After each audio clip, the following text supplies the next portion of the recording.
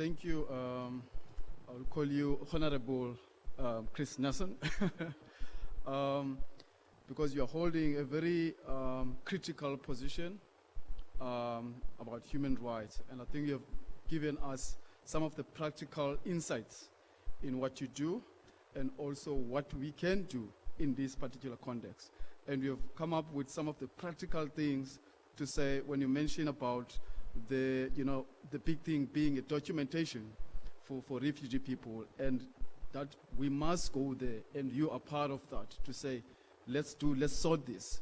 So, because most of the time people talk about, especially also, talk about we need to do that, but I like the sense that you're bringing practical things that we can do in overcoming some of the issues that we spoke about today, especially in the context of refugee. So thank you for that. I've taken some notes, and I'm sure we'll follow up in some of the things that you've said after today. So thank you so much for that. Thank you for your sentiments. So now I will maybe give some comments before I call upon our last respondent speaker. Just if maybe any other comments directed to Chris Nelson. I see some hand. I see 1, 2, and I'd like maybe to get a mic. Okay, let me give. Sorry, what's your name? Andrea. Okay, I can't hear you. Okay, you can say that when you have a mic.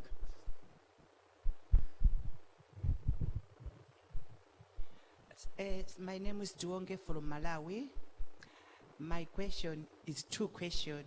My first question is, my neighbor has got a refugee status, so now expired, and going Home Affairs. Home Affairs give 3 months from 4 years. So why now Home Affairs give refugee status 3 months from 4 years? My another question is, as people is raped here in South Africa, especially women and children, or even LGBTI people, especially Langa, Nyanga, Kairisha, raped and stabbed. The people killed him after 2 days out from the jail. So I don't know why those people, after 2 days out from the police, and start again, same like that. Thank you very much.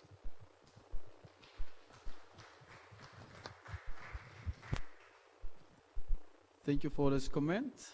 I will take maybe 3, and then I'll give over to Chris Nelson just to respond quickly to those. I see a hand from so I can call you by names.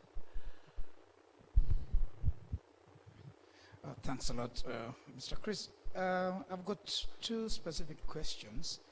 The first one, we do know, and you've already identified that you'll follow up with Home Affairs on documentation.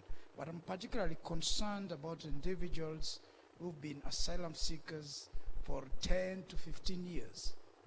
I mean, we know the process could be long, and as you've said, it gives dignity.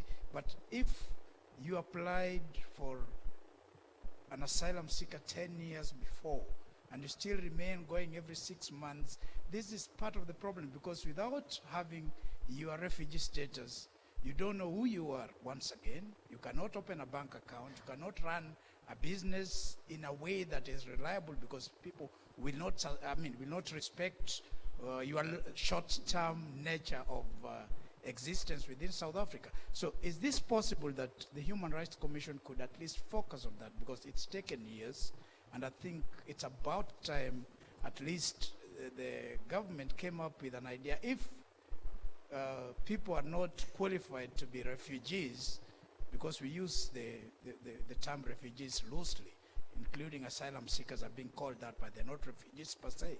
So if the government really do not feel that there's a larger group of this community of ours deserve